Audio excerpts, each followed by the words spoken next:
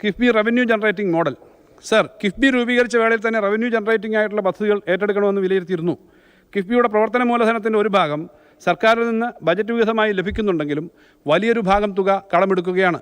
ഈ സാഹചര്യത്തിൽ revenue generating ആയ പദ്ധതികൾ കൂടുതൽ ഏറ്റെടുക്കുന്നതിനും കിഫ്ബിയെ വരുമാനമുള്ള സ്ഥാപനമായി മുന്നോട്ട് കൊണ്ടുപോകുന്നതിനും കൂടുതൽ പരിശ്രമങ്ങളും പഠനങ്ങളും സർക്കാർ നടത്തും. Rebuild Kerala initiative. Sir, rebuild Kerala ഇനിഷ്യേറ്റീവിലൂടെ 8702.38 കോടി രൂപയുടെ പദ്ധതികൾക്ക് അനുമതി നൽകി. ഇതിൽ 5604 കോടി രൂപയുടെ പദ്ധതികൾ പൂർത്തീകരിച്ചു കഴിഞ്ഞു. Geo tube offshore breakwater.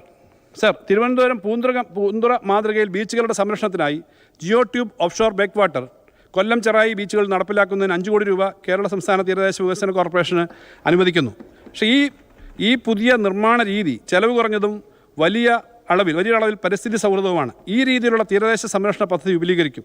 Sir, തീരദേശ വികസനത്തിനായി ഒരു പ്രത്യേക പാക്കേജ് പ്രഖ്യാപിക്കുന്നു.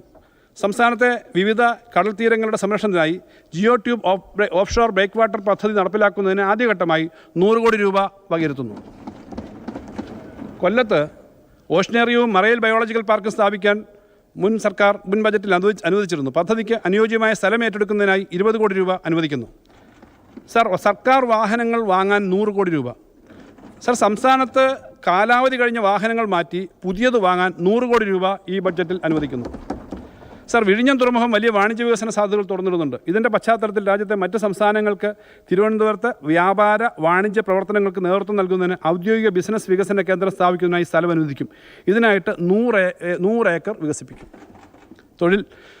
തൊഴിൽ നിയമനങ്ങളിൽ കേരളം ഈ സർക്കാരിൻ്റെ കാലത്ത് ഇതുവരെ 1,10,10,000 നിയമന ശുപാർശകൾ നൽകി കഴിഞ്ഞു. സർ, 10,000-ലധികം പുതിയ തസ്തികകൾ സൃഷ്ടിച്ചു.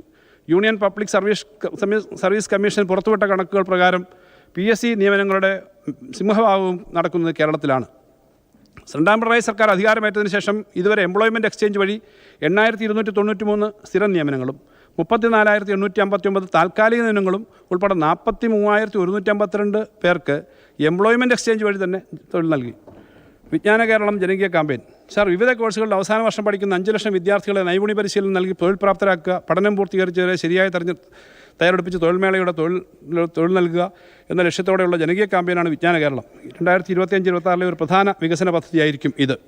വിദ്യാർത്ഥികൾക്ക് അവരുടെ പഠനത്തിനും അഭിരുചിക്കും അനുയോജ്യമായതും തൊഴിൽ ലഭിക്കാൻ സാധ്യതയുള്ളതുമായ സ്കിൽ കോഴ്സുകൾ ലഭ്യമാക്കും. പദ്ധതിയിൽ മെൻറ്റർമാർക്ക് പുറമെ 50,000 സന്നദ്ധ പ്രൊഫഷണൽ മെൻറ്റർമാരെ അണിനിരത്തും.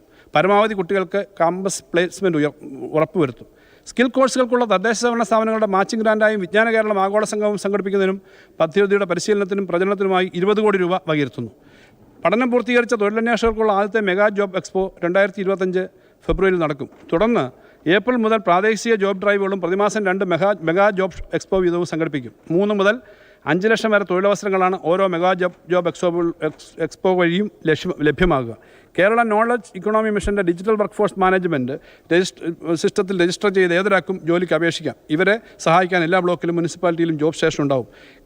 ക്യാമ്പയിൻ പ്രചരണത്തിനും പരിശീലനങ്ങൾക്കും തൊഴിൽമേളയുടെ സംഘാടനത്തിനും റിസോഴ്സ് പേഴ്സൻ്റെ ചെലവിനുമായി 20 കോടി രൂപ അധികമായി അനുവദിക്കുന്നു. സർ, ഫിൻടെക് വളർച്ചയുടെ പുതിയ മാതൃക.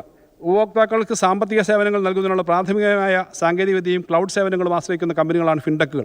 സ്റ്റാർട്ടപ്പുകൾ, ബാങ്കുകൾ, ബാങ്കുതര ധനകാര്യ സ്ഥാപനങ്ങൾ, ക്രോസ് സെക്ടർ സ്ഥാപനങ്ങൾ എന്നിവ ഫിൻടെക്കുകൾ വരുന്നു.